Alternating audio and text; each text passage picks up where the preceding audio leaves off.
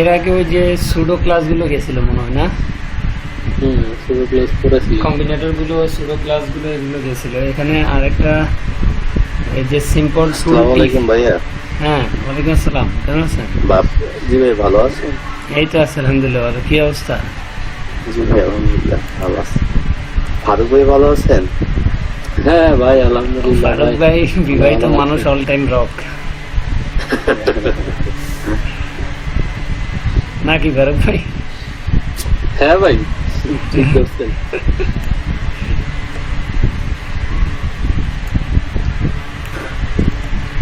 নাকি প্যারাই থাকেন? কোনটা? প্যারা না ভাই, duty duty duty, family duty না এটা? হ্যাঁ ওই দিল্লির লাড্ডু না খাইলেও পস্তাবেন, না খাইলেও পস্তাবেন। এই কারণে খাইয়াই পস্তানো ভালো। দেখি আগামী মাসে সারানো যায় কিনা। আমাদের সাহেবরা তো ইনশাল্লাহ খুব তাড়াতাড়ি হয়ে যাবে। আর দোয়া করবেন ভাইয়া ইনশাল্লাহ। না, আসলে এই জিনিসটাকে মানুষ কিভাবে দেখে আমি আসলে জানি না, তবে আমার মনে হয় যে ভালো জিনিস। মানে কেন লেট করার কোনো মানে হয় না, ঠিক আছে? আর লেট করেও বা কোনো লাভ নাই। গুণাগার হওয়ার চাইতে মনে করেন এই যে একটা দায়বদ্ধতা তৈরি হয় বিয়ের পরে, মানে একটা ম্যাচুরিটি আসে। ভাইয়া পৃথিবীতে সবচেয়ে সুন্দরতম একটা কাজ হলো এটা। আর এইটা যখন হয় যে এলাকায়, আমি শুনছি ওই এলাকায় আল্লাহ রহমত পড়ে, আল্লাহ খুশি হয় সবচেয়ে বেশি। আর ওই তো ওই এলাকায় যদি দোয়া করা হয়, আল্লাহ ওই এলাকার দোয়াটা কবুল করে, আমি এটা শুনছি। ওই রকম আর কি। আর সবচেয়ে আল্লাহ ফাকরুল আমিন অখুশি হয় ডিভোর্স, যখন কোনো স্বামী তার স্ত্রীকে ডিভোর্স করে। আল্লাহ বলতে মানে শুনছে হাদিসে এরকম ঘটনায়, যেমন আল্লাহ আরশ পর্যন্ত ই করে ওঠে, মানে কাইপা ওঠে, আল্লাহ এত খুশি হয়।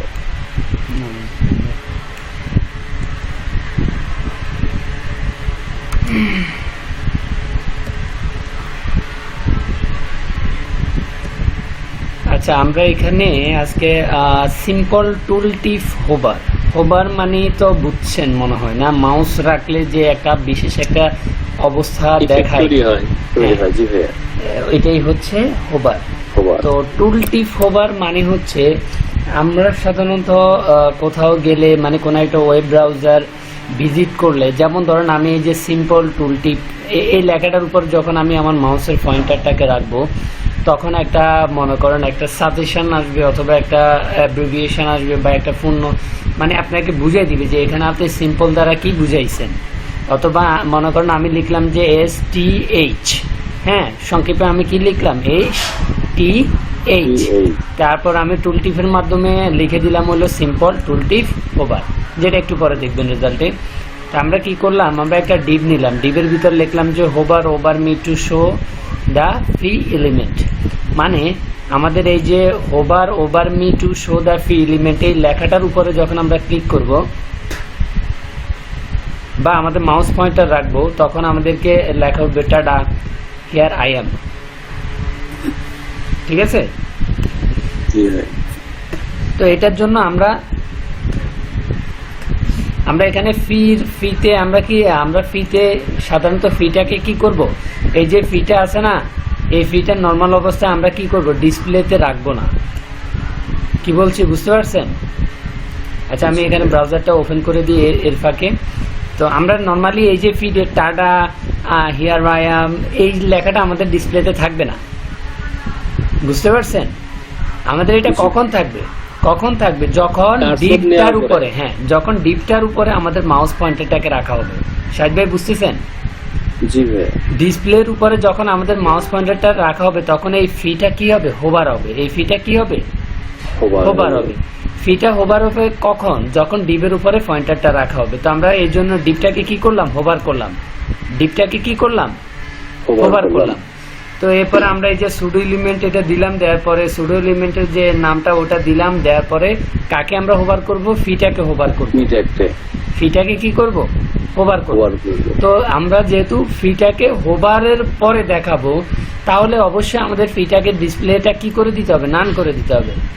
ডিসপ্লেটা কি করে দিতে হবে, নান করে দিতে হবে। এবং ফিটার একটা ব্যাকগ্রাউন্ড কালার দিয়ে দিলাম ইয়েলো, আর ফেডিং দিলাম 20 পিক্সেল, মানে উপরে নিচে ডানে বামে সব দিক থেকে সে 20 পিক্সেল কি করে দিবে, জায়গা সরিয়ে নিবে, ঠিক আছে।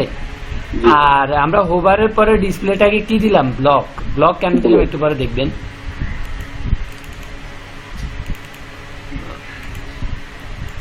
এটা কোথায় ইয়ে করলাম, আচ্ছা আমরা ইয়ে করি, ডিপের ভিতরে তো আমরা লিখলাম না, ওভার এই লেখাটা তো লিখলাম আমাদের, এবার আসছে। এখন দেখেন hover me to show the p element, okay. কিন্তু আমরা এই যে ফি একটা প্যারাগ্রাফ ট্যাগ নিলাম, সেই প্যারাগ্রাফ ট্যাগের ভিতরে আমরা লিখলাম কি, টাটা হিয়ার আই এম, এই লেখাটা কিন্তু শো হচ্ছে না, এই লেখাটা কি হচ্ছে না, শো হচ্ছে না। এখন আমি এখানে ডিসপ্লেটা ভিজিবল করে দিই, ডিসপ্লেটা ভিজিবল করে দিলাম,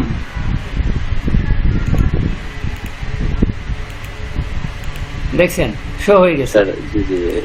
এখন আর কিছু হচ্ছে না, আমাদের যে হোভারের ইফেক্টটা, সেই ইফেক্টটা আসছে না, সেই ইফেক্টটা আসতেছে, কারণ হচ্ছে অলরেডি এই জায়গার ভিতরে কি হচ্ছে, এই জায়গার ভিতরে অলরেডি প্যারাগ্রাফ ট্যাগটা শো হচ্ছে। সো হোভার ইফেক্টটা আপনি বুঝতেছেন না, ঠিক আছে। তো হোভারের ইফেক্টটা বুঝতে হলে আপনাকে কি করতে হবে, ডিসপ্লেটা নান করে দিতে হবে, ডিসপ্লেটা কি করে দিতে হবে, নান। এবার আপনি ব্রাউজারটাকে রিফ্রেশ করেন, তারপর আপনি এই যে মাউস পয়েন্টারটা রাখেন, কি হচ্ছে, টাটা হিয়ার আই অ্যাম, ঠিক আছে। জি ভাই। আচ্ছা, তো এখন আপনি এটা এখানে মনে করেন হাইট উইডথ নির্ধারণ করে দেন 200 পিক্সেল, তারপরে হচ্ছে হাইট দেন হচ্ছে 20 পিক্সেল, ঠিক আছে, ওকে। জি ভাই। এখন এখানে আরেকটা কাজ করেন, এখানে যে আমরা ডিসপ্লে ব্লক দিলাম, এখানে আমরা ইনলাইন ব্লক দিই, দেখি কোনো পরিবর্তন আসে কিনা। কি হচ্ছে, ওই যে লেখাটা আছে না, ওই লেখাটা তার অবস্থান থেকে সরে যাচ্ছে, এর কারণ হচ্ছে এই লাইনটা কি হয়ে গেছে, ইনলাইন ব্লক, যার কারণে দুইটা একই লাইনে আসার জন্য সে তার অবস্থান থেকে সরতে বাধ্য হচ্ছে, বুঝে গেছে। তো আমরা সাধারণত ওভার ইফেক্ট গুলো কি করি, ওভার ইফেক্ট গুলো হয়তো উপরে দেখায়, নয়তো বা নিচে দেখায়। তো সে কারণে আমাদেরকে আমাদের যেহেতু এই লাইনটা উপরেই আছে, সেহেতু আমাদেরকে দেখাইতে হবে কোথায়, নিচে। তার মানে আমাদের ডিসপ্লেটাকে ব্লক করে দিতে হবে, যাতে সে আর উপরের লাইনে না থেকে নিচের লাইনে চলে আসে, ঠিক আছে। ওভারটা কোথায় চলে আসে, নিচের লাইনে চলে আসে, টাটা হিয়ার আই অ্যাম, ওকে। এটা হলো টুল টিপ। আচ্ছা দেখি কেউ জয়েনের রিভিউ দিচ্ছে কিনা, না।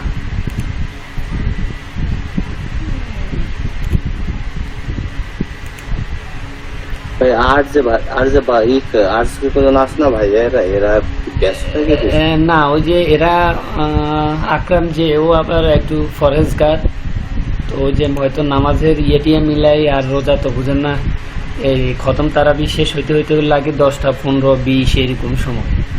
আর গ্রামে তো আর মনে করেন এই যে এই সমস্যাগুলো খুব একটা মানুষ ইয়ে করে না, মানে না, বা ওই রকম সমস্যা তেমন হয় না, কারণ সবাই একই গ্রামে, তেমন শহরে তেমন একটা খুব যাওয়া হয় না, গেলেই তো সমস্যা, ঠিক আছে। আমাদের নামাজ দেখা যায় 8:50 হয়ে যায়, বা 8টা কি সূরা তারাবি, জি জি।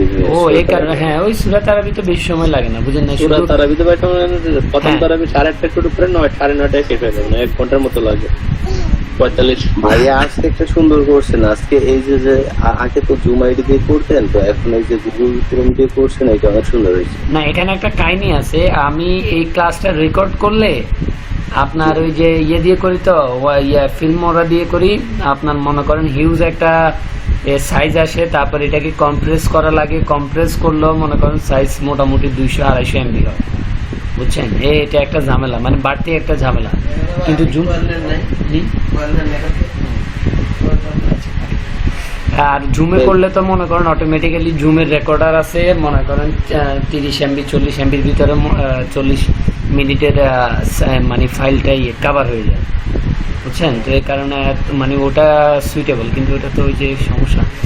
আচ্ছা যাই হোক, তারপর হচ্ছে CSS the first child pseudo class, মানে আপনি যেমন ধরেন আপনার এখানে মনে করেন দুইটা প্যারাগ্রাফ ট্যাগ আছে, ঠিক আছে, দুইটা প্যারাগ্রাফ ট্যাগ আছে। তো এখন এই দুইটা প্যারাগ্রাফ ট্যাগের ভিতরে আপনার এখানে একটা ফার্স্ট চাইল্ডটাকে আপনি কিভাবে ধরবেন, ঠিক আছে, ফার্স্ট চাইল্ডটাকে আপনি কিভাবে ধরবেন সেই জিনিসটা আপনি এখন দেখতে পারবেন। তো আমরা এখানে আগে এটা দেখি যে the following example the selector matches any fee element that is the first child of any element, অর্থাৎ ফি ট্যাগ এখানে আছে কয়টা, দুইটা। তো এই দুইটা ফি ট্যাগের প্রথম চাইল্ডটা হচ্ছে এই দিস ইজ সাম টেক্সট 1, ঠিক আছে, আর আমরা এটাকে দিলাম দিস ইজ সাম টেক্সট 2, বুঝে গেছে? আচ্ছা আমরা এখানে ওইখানে না দিয়ে এখানে দিলে একটু ভালো হইতো। এখন দেখেন তাহলে আমরা ফি, তো সুডো ক্লাসের যে এলিমেন্টটা আমরা যে কোলনটা সে কোলনটা বসাই দিলাম, তারপর আমরা একটা সুডো ক্লাস ব্যবহার করতেছি, সেটা হচ্ছে কি ফার্স্ট চাইল্ড। তাহলে আমরা এই যে ফি এর পরে কোলন দিয়ে লিখে দিলাম হচ্ছে ফার্স্ট চাইল্ড যেটা, তার কালার দিয়ে দিলাম ব্লু, চাইলে অন্যান্য ফন্ট সাইজ, তারপরে লাইন হাইট, মানে আপনার এই যে ব্যাকগ্রাউন্ড কালার যা ইচ্ছা তা আমরা এখানে ডিজাইন করতে পারি, ঠিক আছে। কন্ট্রোল এস দিলাম,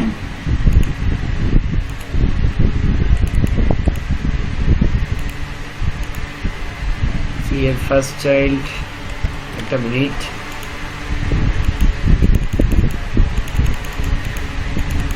লোড হচ্ছে না,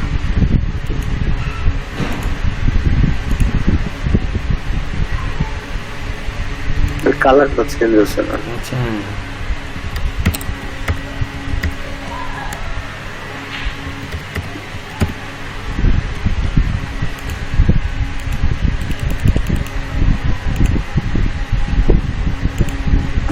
ফি first child, colour blue, font size এত, স্টাইল শেষ।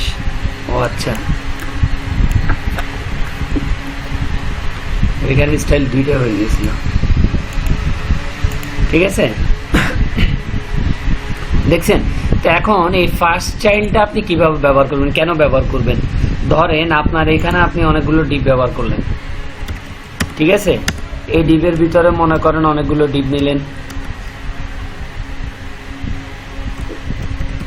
ঠিক আছে। তো এখন এই ডিপের ভিতরে মনে করেন আপনি সামথিং কিছু একটা লিখলেন, ওকে। তো এখন আপনি চাচ্ছেন যে আপনি এই যে এই ডিপের ভিতরে এই যে ফার্স্ট চাইল্ড যেটা আছে সেটাকে আপনি ধরবেন, ঠিক আছে। তো এখন কিভাবে ধরবেন, আপনি চাই সরাসরি ডিবিলে এই এলিমেন্টটাকে ব্যবহার করে ধরতে পারবেন, একটা ক্লাসে দিয়ে ক্লাসের নাম হিসেবে ধরেও কি করতে পারেন, ফার্স্ট চাইল্ডটাকে ধরে তারপর এই ডিপটাকে আপনি কি করতে পারেন, ইচ্ছা মতো ফরম্যাটিং করতে পারবেন, বুঝে গেছে শাহিদ ভাই? জি ভাই। ফারুক ভাই? জি ভাই। ফার্স্ট চাইল্ড সম্পর্কে আইডিয়া আছে? আছে ভাই। আচ্ছা,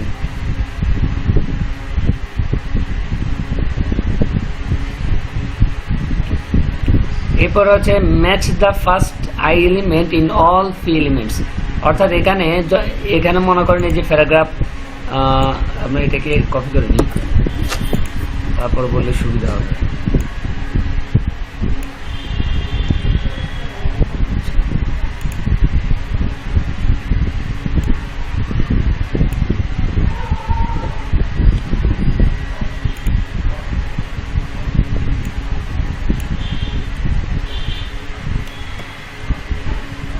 এখন দেখেন ফি এর ভিতরে আপনার আই ব্যবহার করা হয়েছে একটা আর একটা, মোট দুইটা সেম। প্রথম প্যারাগ্রাফের ভিতরে দুইটা ইটালিক ট্যাগ ব্যবহার করা হয়েছে, তারপর দ্বিতীয় প্যারাগ্রাফের ভিতরে দুইটা ইটালিক ট্যাগ ব্যবহার করা হয়েছে।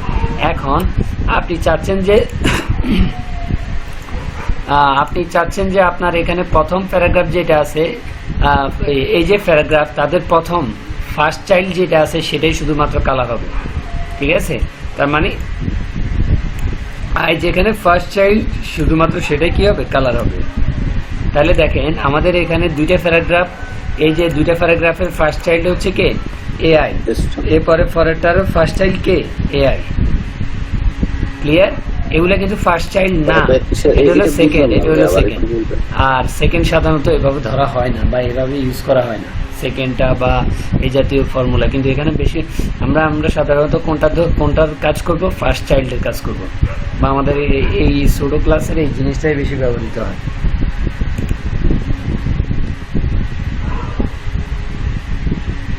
আচ্ছা, এখন আপনি এইটাকে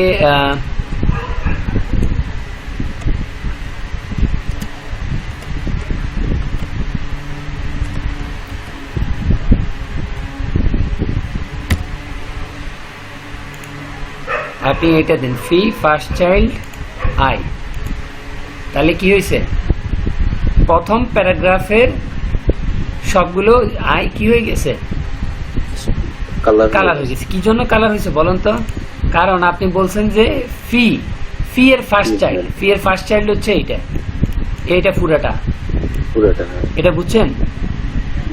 এখানে প্যারাগ্রাফ কয়টা, দুইটা না?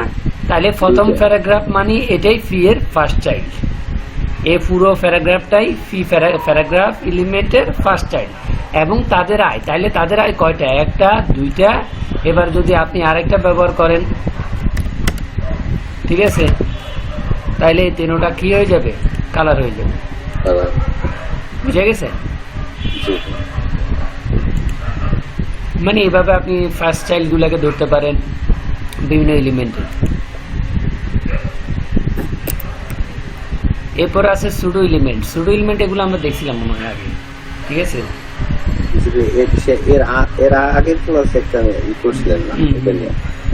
এখানে এই যে সুডো এলিমেন্ট গুলো হচ্ছে যেমন ডাবল কলন দিয়ে আপনাকে করতে হবে, অ্যাসাইন করতে হবে। একটা সিলেক্টর দিবেন, তারপরে হচ্ছে ডাবল কলন দিবেন, তারপরে সুডো এলিমেন্টের নামটা লিখবেন, তারপর একটা প্রপার্টি অ্যাসাইন করবেন, তারপরে প্রপার্টির জন্য একটা মান দিয়ে দিবেন। বুঝতে পারছেন? গঠনটা কি? গঠনটা হচ্ছে আপনাকে একটা সিলেক্টর দিতে হবে। সিলেক্টরটা কোনটা? এই যে ফি অথবা ক্লাসে একটা ফিতে যদি আপনি একটা ক্লাস ব্যবহার করেন, আবারও বলতেছি, এগুলো ফিতে একটা ক্লাসের নাম দিলেন, এটা হলো কি সিলেক্টর, মানে ওটা দিলাম না, ঠিক আছে? এটা একটা সিলেক্টর। তা আপনি এখানে ফি ব্যবহার না করে আপনি কি ব্যবহার করেন, ডট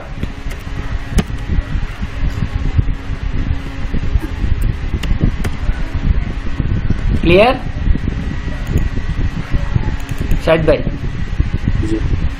আচ্ছা, এটা হলো সিলেক্টর, তারপরে হচ্ছে ডাবল কলন দিবেন, তারপরে সুডো এলিমেন্ট। এখন সুডো এলিমেন্ট কি? সুডো এলিমেন্ট হচ্ছে যেমন ফার্স্ট লাইন মানে কি, আপনার এই যে একটা প্যারাগ্রাফ ট্যাগ ব্যবহার করলেন, এই প্যারাগ্রাফ ট্যাগের প্রথম যে লাইনটা আছে এই প্রথম লাইনটাকে কি করবে, কালার করে দিবে। তারপরে ফন্টের একটা ভ্যারিয়েন্ট স্মল ক্যাপস মানে কি, ছোট হাতের ছোট ক্যাপিটালাইজেশনের যে ক্যারেক্টার গুলো আছে ওইগুলো শো করাবে, ঠিক আছে? আচ্ছা, এটা মনে দেখাইতে হবে।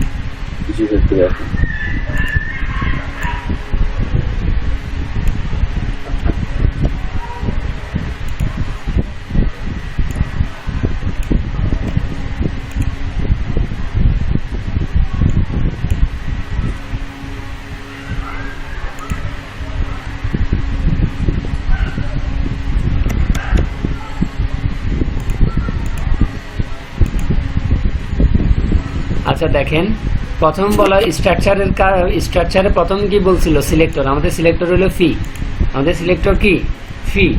তারপরে বললো যে ডাবল কলন, আমরা ডাবল কলন দিলাম। তারপরে হচ্ছে সুডো এলিমেন্ট হলো প্রথম লাইন, মানে এই যে এরকম অনেকগুলো সুডো এলিমেন্ট থাকে, এগুলো মুখস্থ রাখতে হবে।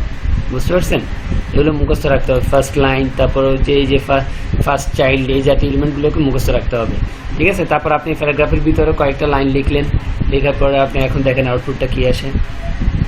এই যে আপনার যে প্রথম লাইন অ্যান্ড মোর, মানে এই একদম পুরো সারিতে যতটুকু লেখা পর্যন্ত আসবে, তাহলে সেটাই হচ্ছে তার কি প্রথম লাইন।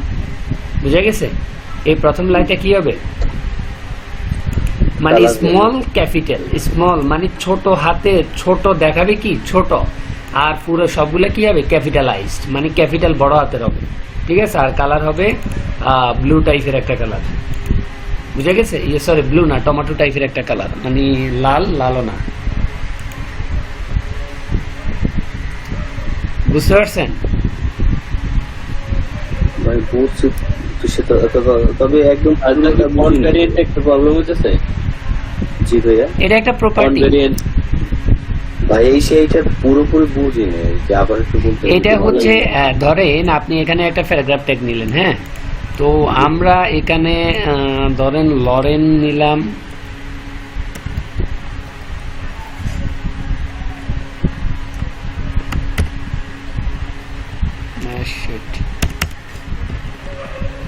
লরেন নিলাম হচ্ছে 100, ঠিক আছে।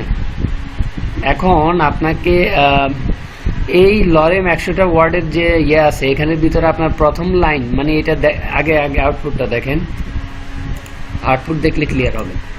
দেখেন এখানে লরেম থেকে শুরু করে শান্ট পর্যন্ত, ঠিক আছে, আপনার মানে টোটাল উইথ এতটুকু হয়েছে, তার মানে এটা হলে এই পুরো লাইনটা হচ্ছে একটা লাইন, এটা পুরোটা কি একটা লাইন, এটা আরেকটা লাইন, ঠিক আছে, তারপরে এটা আরেকটা লাইন, এরপরে নিচে যেটা আছে এটা আরেকটা লাইন, তাহলে মোট লাইন কয়টা? 4টা। এখন আপনি চাচ্ছেন যে আপনার এই প্যারাগ্রাফের ভিতরে প্রথম যে লাইনটা থাকবে সেই লাইনটাকে আপনি আলাদাভাবে ফরম্যাটিং করবেন। কিরকম ফরম্যাটিং?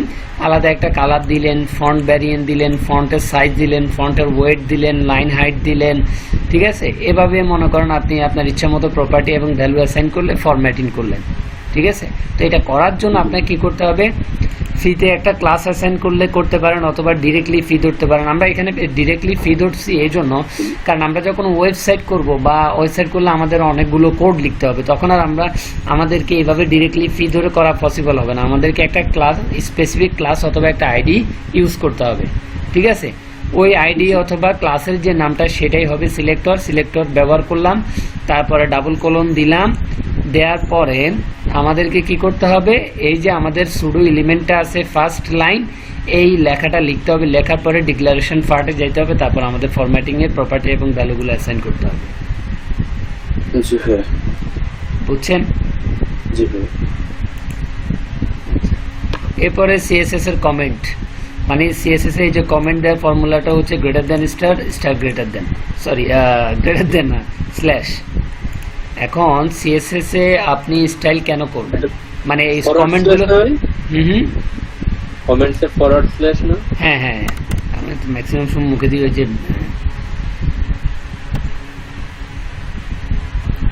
স্ল্যাশ স্টার স্ল্যাশ, হ্যাঁ উল্টা প্রথম হলো স্ল্যাশ স্টার, হ্যাঁ স্ল্যাশ, ঠিক আছে। এখন কমেন্টের সুবিধাটা আসলে কি? যেমন ধরেন আমরা এখানে একটা কমেন্ট আনলাম, আনার পরে আমরা এখানে হেডিং সেকশনে এখানে লিখে দিলাম যে এটা হচ্ছে কি হেডার সেকশন, ঠিক আছে। তারপরে এই যে হেডার এগুলো কমপ্লিট, এরপরে আমরা এখানে আরেকটা দিলাম, এখানে লিখে দিলাম যে কন্টেন্ট এরিয়া।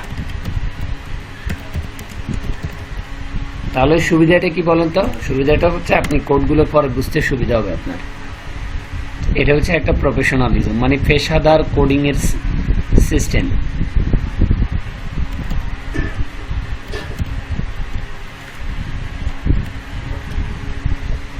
শাহিদ ভাই বুঝছেন?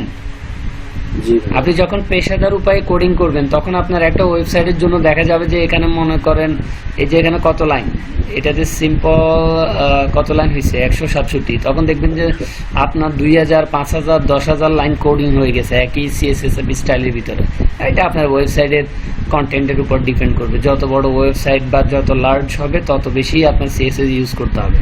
তখন আপনি যদি এভাবে কমেন্ট ইউজ না করেন তখন আপনি অন্য কেউ এসে আপনার কোড বুঝবে না, বুঝতে পারছেন? আপনি কোথায় কি লিখছেন, কোথায় কোনটার জন্য কি কোড করছেন, এটা অন্য কেউ এসে বুঝবে না। যাতে আপনার অবর্তমানে অন্য কেউ এসে আপনার কোড বুঝে, সেই জন্য আপনাকে কি করতে হবে? HTML-এও কোডিং করে কমেন্ট করতে হবে, CSS-ও আপনাকে কমেন্ট ব্যবহার করতে হবে। ওকে,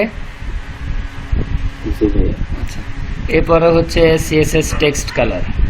টেক্সট কালার মানে হচ্ছে এই যে লেখার যে কালারগুলো করা আর কি। তো আমরা এর আগে আমরা দেখছিলাম যে আমরা ইনলাইনের ভিতরে কিভাবে স্টাইল করে কিভাবে কালার করি, ঠিক আছে। তারপরে বর্ডার কিভাবে কালার করব, বর্ডারটা আমরা দেখি নাই, ঠিক আছে। তো আমরা এখানে এই যে সিম্পল এই কোডটা একটু রান করি।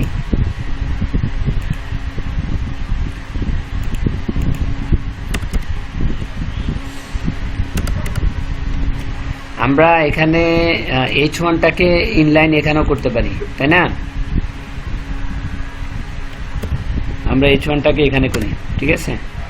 আমরা কি নিব, কি আমরা কি মূলত এখন কি করতেছি, বর্ডার কালার নাকি বর্ডার কাজ করলাম জি। আচ্ছা, বর্ডারের সিস্টেমটা হচ্ছে প্রথমে আপনাকে দিতে হবে কি, কালার দিতে হবে। প্রথমে আপনাকে কি দিতে হবে, কালার। কালার মানে এখানে এই প্রপার্টির ভিতরে আপনি 3টা মান নির্ধারণ করে দিতে পারবেন। এখানে কয়টা মান নির্ধারণ করে দিতে পারবেন, 3টা মান। কি কি হ্যাঁ, কি মানে এই যে আমরা যে কয়টা মান দিব এটা কি না না, মানে আপনি এখানে বর্ডারটাকে 3টা মান দিয়ে কি করতে পারবেন, ফরম্যাট করতে পারবেন। প্রথম হচ্ছে বর্ডারের একটা মনে করেন থিকনেস দিবেন, কি দিবেন, একটা থিকনেস। থিকনেস মানে বর্ডারটা কিরকম মোটা হবে, মনে করেন 2 পিক্সেল, এর বেশি দিলে মনে করেন যে দেখতে বিশ্রী দেখা যেতে পারে। তো আপনার যদি প্রয়োজন হয় তাহলে সেক্ষেত্রে আপনি ব্যবহার করতে পারেন 5 পিক্সেল 10 পিক্সেল, আপনি ইউজ করলে বুঝতে পারবেন কিরকম মোটা হয়, ঠিক আছে। তারপরে হচ্ছে আপনি এই যে বর্ডারটা ব্যবহার করবেন, বর্ডারের চারপাশে আপনি কি ধরনের, সলিড, ডটেড নাকি ড্যাশড, কি ধরনের মনে করেন বর্ডার চাচ্ছেন, মানে চারপাশে যে আঁকটা থাকে ওই আঁকটা কিরকম, সলিড একটা আঁক হবে নাকি ডট ডট টাইপের হবে নাকি ড্যাশ টাইপের হবে, ঠিক আছে। তো মনে করেন আমরা সলিড দিয়ে দেখি ফার্স্টে সলিড। তারপরে একটা কালার দিব আমরা, কালারটা আমরা নাম দিয়েও অ্যাসাইন করতে পারি অথবা হেক্সাডেসিমাল ভ্যালু দিয়েও অ্যাসাইন করতে পারি অথবা হচ্ছে RGBA ভ্যালু দিয়েও অ্যাসাইন করতে পারি অথবা HSL ভ্যালু দিয়েও কি করতে পারি, অ্যাসাইন করতে পারি।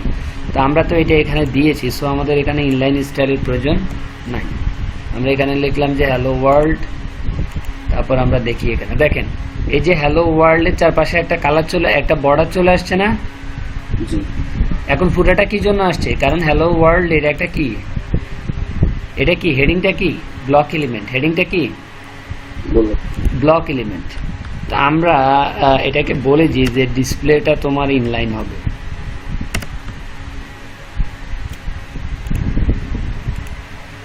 তাইলে ছোট হয়ে গেছে না।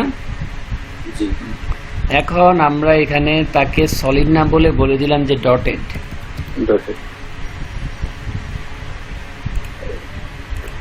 দেখছেন ডট ডট টাইপের একটা ইয়ে চলে আসছে। এখন আপনি এখানে ডাবল ডটেড ব্যবহার করেন না, এটা ওই ইয়েতে হয়, এটা এখানে হচ্ছে না। এরপর আরেকটা আছে ড্যান্স, আরো আছে।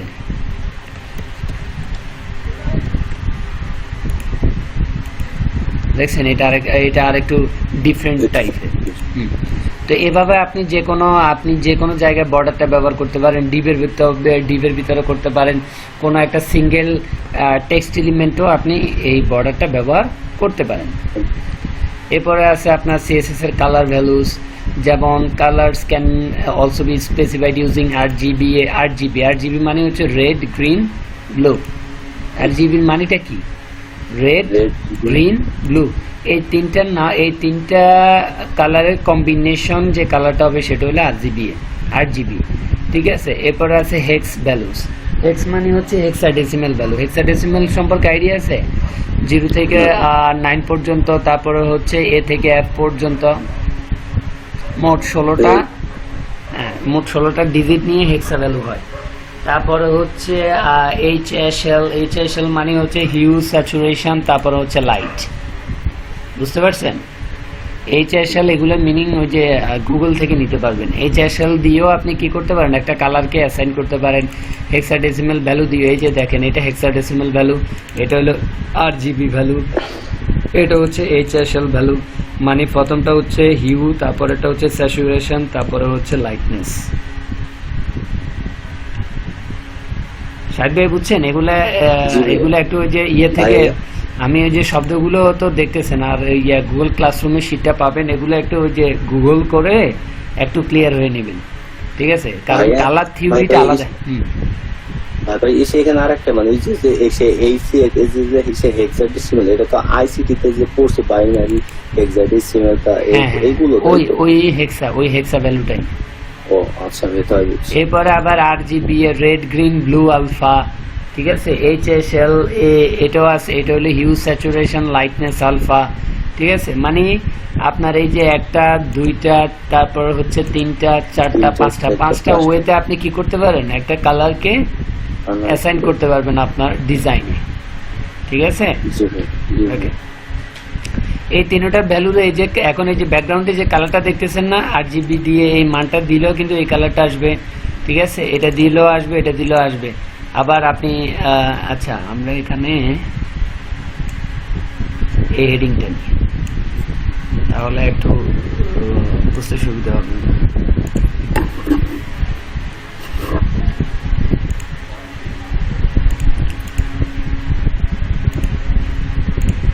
দেখছেন? আচ্ছা, এখানে একটা কাজ করতে হবে, হেডিং এর ভিতরে আপনার কিছু লিখতে হবে।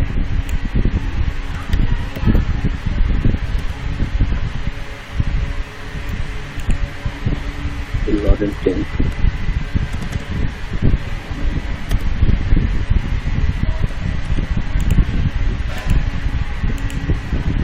দেখছেন কালারটা?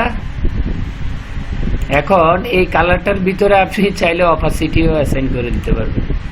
একটা কমা দেন, 0.4 দেন, অপাসিটি দেখেন কি পরিবর্তনটা হয়, ঠিক আছে? ব্যাকগ্রাউন্ডটা মানে পিছনের যে হোয়াইট ব্যাকগ্রাউন্ডটা আছে ওইটার সাথে মিক্স হয়ে গেছে। এখন এটাকে ইয়ে করেন, 2 দেন, আরো কমাই দেন, দেখবেন যে আরো মিক্স হয়ে যাচ্ছে। 1 দেন, 1 না, বরাবর 0 দেন, অপাসিটি 0, চলে গেছে ব্যাকগ্রাউন্ড। কারণ পিছনে যে হোয়াইট ব্যাকগ্রাউন্ড আছে এটার সাথে সে কি হয়ে গেছে, মিশে গেছে। এখন আপনি অপাসিটি খুবই ইম্পর্টেন্ট একটা জিনিস, আপনি এখানে 1 দেন অপাসিটি, মানে পারফেক্ট, মানে কোন যে নর্মাল যে RGBর যে ভ্যালুটা আছে, যে কালারটা আছে ওইটাই শো করবে এখন, ঠিক আছে? তাইলে এখানে RGB ব্যবহার করা হয়েছে। এটা হলো আমাদের যেমন RGB মানে আলফার ভ্যালু, তারপরে এটা হচ্ছে আমাদের রেডের মান হবে 255, গ্রিন হচ্ছে 99, তারপরে ব্লু হচ্ছে 71। এখন এগুলো কালার থিওরি আলাদা একটা জিনিস, এটা অনেক বিশাল একটা জগৎ। এগুলো বাকিগুলো একটু কাইন্ডলি ওই যে গুগল থেকে একটু দেখে নেবেন, হ্যাঁ, যদি অ্যাডভান্স লেভেলে কিছু জানার ইচ্ছা থাকে।